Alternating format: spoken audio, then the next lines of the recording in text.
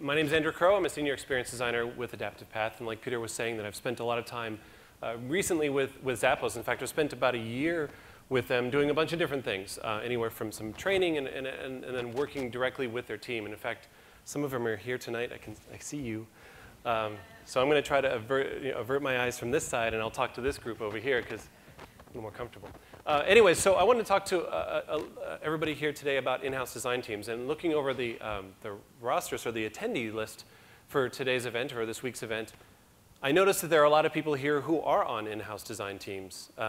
Some of you are consultants, some of you are freelancers, but it stands to reason that there's a lot of people here from various organizations in which you are part of the design team that works in-house.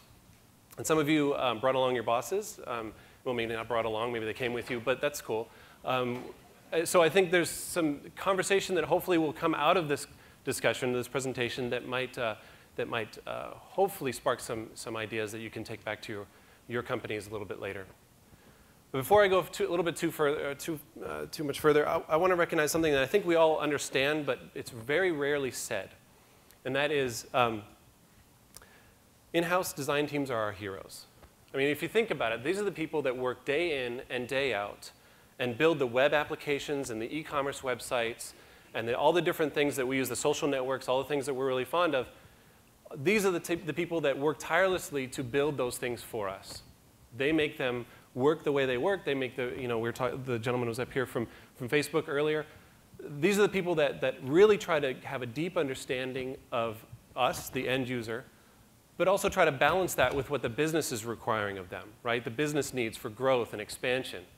So they're in this sort of dual position of wanting to solve problems for a wide variety of audiences. And I think that makes them my hero, because they continually hack at this to make it work as best they possibly can, given the resources that are available. But like all heroes, they face challenges. Sometimes those challenges are political. I'm going to talk about a few other challenges. Sometimes the challenges are sort of unclear definition and things that they have to deal with on a daily basis. For example, I've sat in many meetings where I've heard things like this. The executives are telling us that we need to leverage the synergies that exist across multiple channels so that we can boil the blue ocean and accelerate an emergence of high maturity behaviors, adding color to our advertising. That's bullshit. But I hear it all the time. I hear it talk like that all the time, and it leads to a bunch of complications. One of which is that there's a lot of confusion around goals and mandates and priorities and things like that. And from that, I think I've heard both from being in-house. I was in-house for a while at Princess Cruises, where I led the web team and the strategy and business development team, and also now working with Zappos for quite a while. I've heard three sort of emerging things that keep happening over and over again. And there's a lot of different challenges and problems that in-house design teams face, but I think these three sort of encapsulate at least the things that I'm hearing. The first one is, we don't have the resources to do the projects that our executives are asking us to do. Does that sound about right? I'm seeing some heads nodding. I'm seeing some tears already. Don't do that. So we don't have the resources to do the projects that our executives are asking us to do. And resources could be anything from manpower or people or time or priorities, support, things like that. The second thing that I hear often is that we don't have the skills necessary to do the kind of work we're asked to do. And that actually makes perfect sense, right? The design world and the technology world and the product world is moving at a really rapid pace. It's to the point where designers can't really keep up with the type of skills that are necessary. And if they do, they're making sacrifices on other things that they could be working on as well. So it's a reality, and there's ways that we can sort of live with that reality a little bit better. And the third thing that I hear, and this is sadly one of the most common things, is that you're going to tell my boss as a consultant, they'll tell me as a consultant, you're going to tell my boss the same thing that we've been telling her for months, but for some reason she's going to believe you. And at first I thought that was really funny. And then I realized that's really sad, because it's true. It's unfortunately very true. For a lot of reasons, which I'll discuss in a few minutes, there are issues that lead up to executives or leadership trusting outside opinions more than they trust their own internal teams. And I think, and hopefully we'll address some of that today. A little bit about Zappos, though. So like Peter said, I got to work with the Zappos UX team in Las Vegas, and let me skip back to the slide. They are a small and brilliant team producing an online experience that reflects the core values that are important to that company. And if anybody's familiar with Zappos, you'll know that there are core values that sort of permeate everything that they do. There's a few up here on the screen, but there's more than this. So things like delivering wow through a service, embracing and driving change, pursuing growth and learning, create fun and a little weirdness. Believe me, if you've been to Zappos, there's a lot of weirdness. And of course, doing more with less. And there's a few other things, but the important thing to know about the core values is how much they affect the product decisions and the sort of various channels that Zappos has. So I got a chance to sit with the customer service team and to listen to how they talk to the customers that call in, when either a customer is ordering a product or they're returning a product. And you'll hear how the tone of voice and the words that people use to work with the customer is very reflective of the core values. And you hear that also when people talk about how they select the merchandise that's going to be sold, or how the online team decides to build a website and sort of craft that. But I think what's interesting about the core values and how they relate to the Zappos UX team in particular is that it's very common for an in-house design team to have a set of brand values or attributes, or maybe it's a marketing campaign that they're asked to incorporate in their web experience, their website. But Zappos has, I think, taken it to another level in which these core values are so integrated into the company culture that everything that they do has to reflect these values. So imagine, it's one thing to say, let's write copy that is friendly, you know, if it's for a family site, or let's do graphics that are cool and edgy if it's for a different type of brand. But the Zappos UX team has to embody these values in the very interactions that take place in the website. So things like, you know, simply just filling out a form to return a product has to basically emulate some of these values, delivering wow and a pleasurable experience and all these sorts of things that are made for a lot of interesting challenges for the team. And they're a small team, which makes all the products and all the tasks that they have to do even more difficult. So let's talk about some of the three things that I brought up earlier. So we don't have the resources to do the projects that our executives are asking us to do. A lot of times, that boils down to having the right amount of people. Budgets are such that manpower plans, and by manpower I mean resources or people, manpower plans are typically figured out well in advance, right? A lot of times they're planned out at least a half a year, sometimes a year in advance. So saying that, so going to your boss and saying, hey, you've given us this long list of things that we need to do, but I don't have enough people, their reaction is, I can't hire anybody right now, it's not in the budget. We don't have time to do that. So one of the things that I've noticed, there's a couple of things that you can do to adjust or to address manpower issues or resourcing issues. One is to have a stable of contractors, right? At Adaptive Path, we have a long list of contractors and people that we like to work with so that when we get stuck resourcing a particular project, we can call those people. So in-house design teams, I think, can copy that or emulate that in that if they have a list of local resources or even non-local resources that they could call, that is a very quick and easy way to staff up your team. But more importantly, it's getting to know the project plan for a period of time, whether that's 6 months or a year or even 2 years, whatever that roadmap ends up being.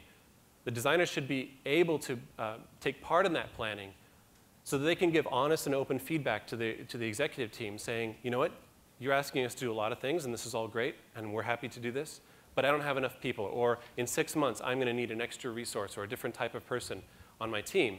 We should start hiring that person now. Or let's address the budget issue now. Because by the time you need someone to augment your team, it's already too late, right? There's rarely an opportunity for hiring that quickly. And I know Zappos is sort of facing this issue right now and that they're trying to staff up their team. So if anybody is enjoying working in Las Vegas, they're right back there. If you want to see them afterwards, I'm sure they'll be happy to talk to you about staffing up their great team. Another challenge that comes to play when we talk about resourcing is time and realistic priorities. I think we all can basically agree that there's never enough time to do the work that we've been asked to do. There's always crazy deadlines. We want this yesterday, that type of thing. But oftentimes, time can be sort of mitigated by understanding the priorities of what you're being asked to do. So when we started with Zappos in January, working on the actual website, I sat down with them and they handed me this long list. It was like one of those scrolls that just kept going. And they were like, this is what we have to do in 2010. And I was impressed. I was also petrified. Because the problem was they were all very tactical issues that needed to be addressed. They were all very important things for the website and for the organization. But none of it was prioritized. None of it had any sense of grouping or understanding of what was important to both the business and the user. So we sat down with them, and it took us a little while, and it was a little uncomfortable in the beginning, but we sat down with them, and we looked at that list, and we tried to make sense of it. We tried to say, okay, first of all, what's first and foremost important for the end user, right? What's important for our customers? What products and features and environment and experience do they need? And then we tried to match that with what was important to the business. What does the business need from this website? So grouping those two things together really started to paint a picture of what was important to do first, what was feasible to do first, what required extra resources and things like that. And we ended up with a roadmap. And we were able to go back to the executives and say, here's that long list that you asked us to do. Here's now a roadmap that makes a little more sense. And these features and things that we're going to do in the first phase, we're going to do those maybe in months 1 and 2. And then this next thing might take us a little while longer, and we have to circle back with the developers to make sure that they're ready for those types of things, and so on. So we ended up going from a very highly unprioritized list to now a roadmap in which we could all feel comfortable executing on. And that helped then everybody to understand how much time it would take to do those things. We could confidently say that this particular feature that we're going to develop for the website now is going to take 6 weeks, and therefore everybody get off our backs because we're working on it and you're going to have it in 6 weeks. It was that type of feedback that we were able to give, a little more politely than that, but it allowed us to have better conversations with the executive and the product management teams. Another resource, or another thing to pay attention, like I said earlier, is that design needs a seat at the table, I think, as early on as possible. It's important to have the designers be involved. Just as designers want to have developers involved in the beginning of a project, we want to make sure that design has a seat at the table when it comes to project planning and resource management and understanding what's next in terms of what's important to the executives. That allows the designer to give honest and open feedback very early on. It allows the designer to say, everything that you're asking us to do is great, we're happy to do it. I'm going to need this, this, and this. And more importantly, I'm going to need you, my boss, to do this, this, and this for me in order for me to be effective. So being able to have those conversations smooths out a lot of the problems that you'll experience typically further on in the project.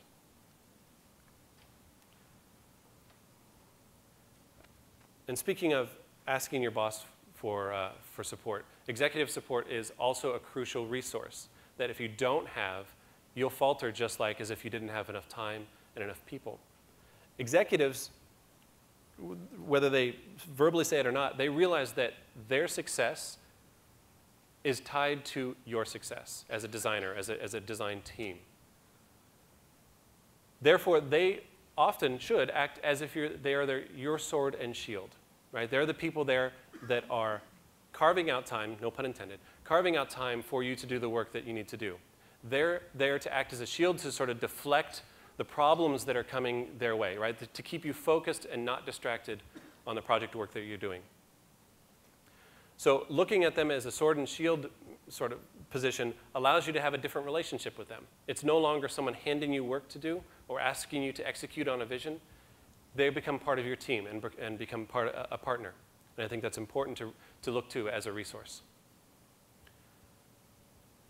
The second big problem that I hear a lot from design teams is that we don't have the skills necessary to do the kind of work that we're asked to do. This I think, is inevitable with any team. I think even at Adaptive Path, we face this, where we're so busy with project work that we don't necessarily have time to develop new skills, although we've collectively come to the realization that we really need to restructure our hours as such that we do have this time. I remember personally when I joined an in-house design team, I spent so much of my time working on the actual projects and executing on a vision and doing all the things that were valuable to the company and valuable to our end users that I really didn't take much time to improve my skills as a designer. To be honest with you, my skill for Photoshop ended with like Photoshop 4 or 5. Like I had layers and I was happy, right? I mean, that's kind of what that's where I ended. Now, granted, I launched CS5 now, and there's a lot of new features, and they're all wonderful. But when do I have the time to sit and learn how to do some of these magical features that they've added? And I think that's really important to recognize that in-house design teams face those same challenges, and that they are filling their entire 8-hour workday, sometimes longer, with executing on something, but rarely do they have the opportunity to get better. So how do we address this? Well, clearly training, right? Training comes first to mind. Training and maybe potentially hiring new skills, of course, would take care of that issue. But I think finding time as a design team leader, as an executive, finding time to allow your team to get better at what they do will only yield in better results and a better, higher quality product. So it's kind of a very obvious thing, but it's rarely pointed out that design teams don't have that opportunity to engage in training and sort of getting better at what they do. Providing that opportunity to attend conferences like this or read books, providing an education budget is also one way to sort of combat this. I'll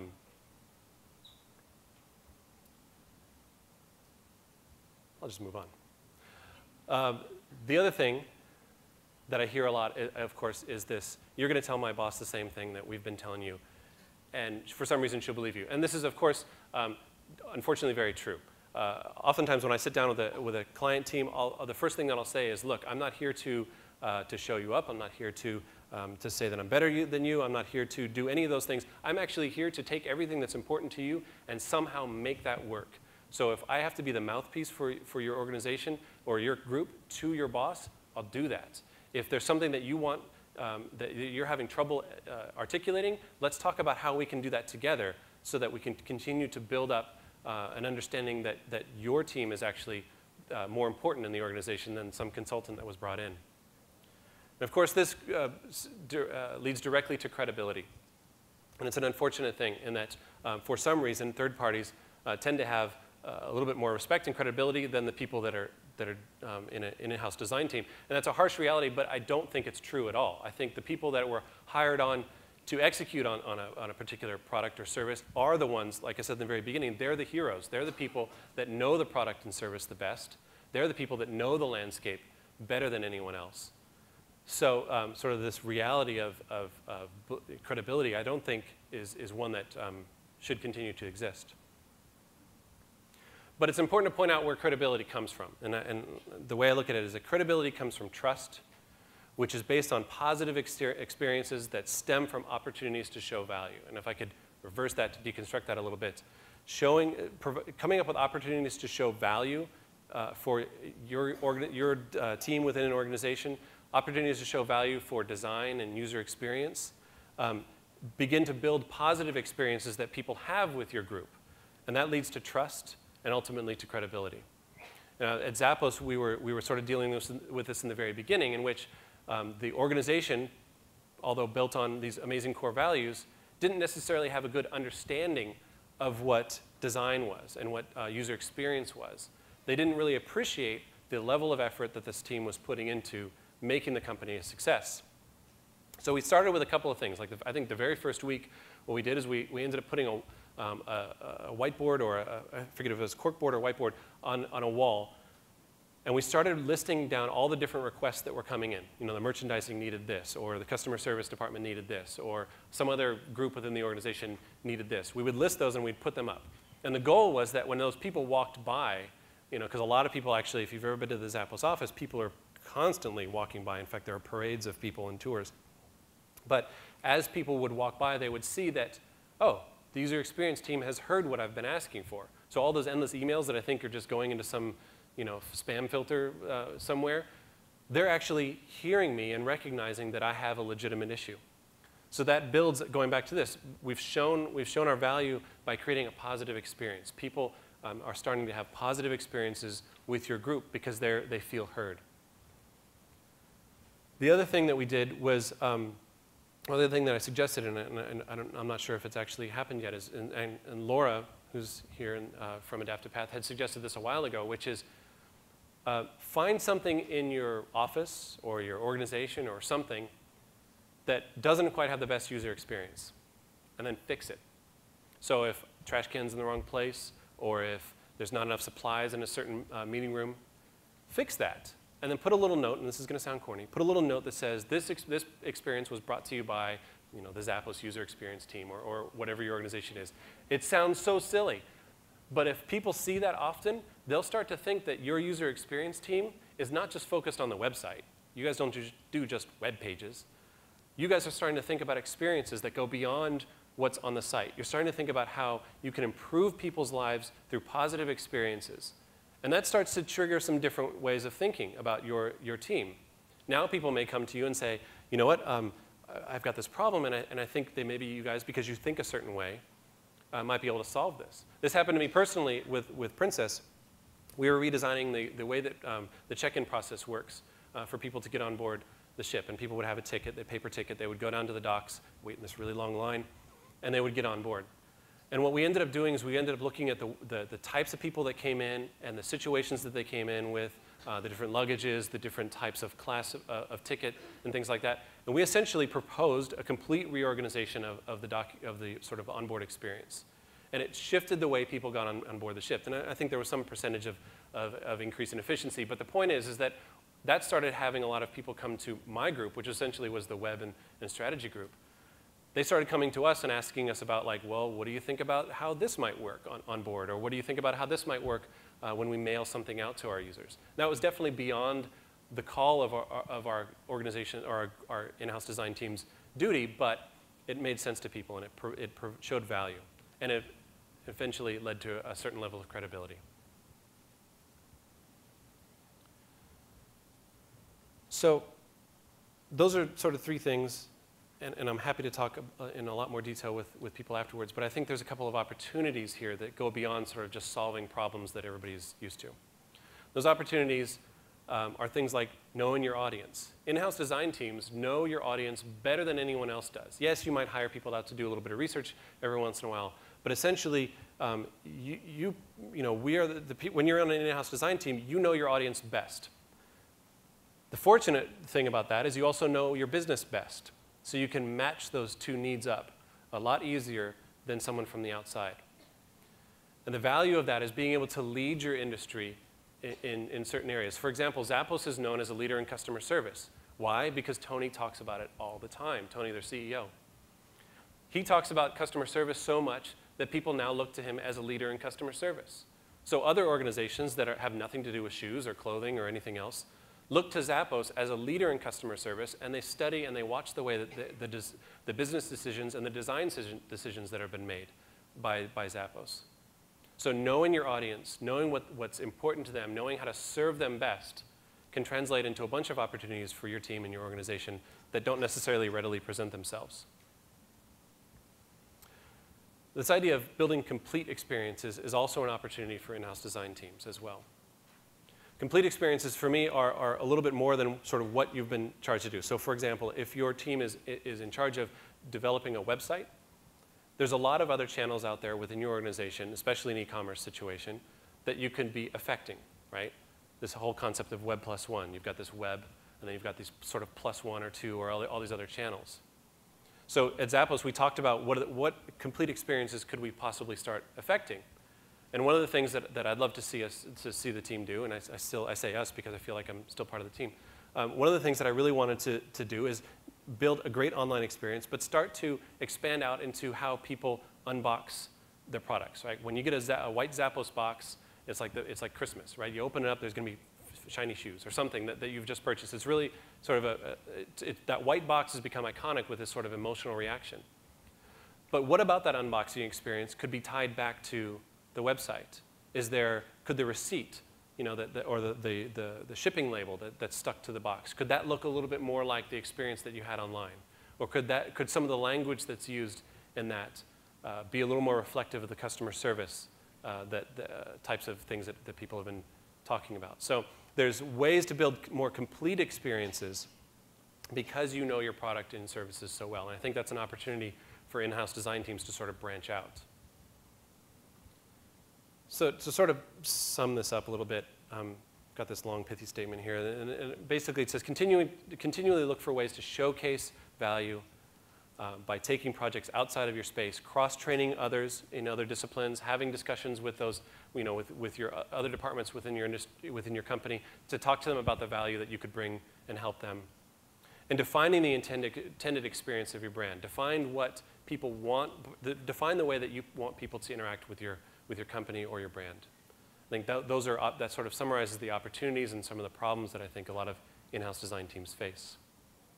Because essentially, in-house designers, right, if you remember, they're our heroes. And you have the opportunity every day to go to work and be that hero. And probably one of the most important things about heroes is that they look good in spandex. I had to work in spandex somehow. So anyways, thank you very much, everyone. I appreciate it.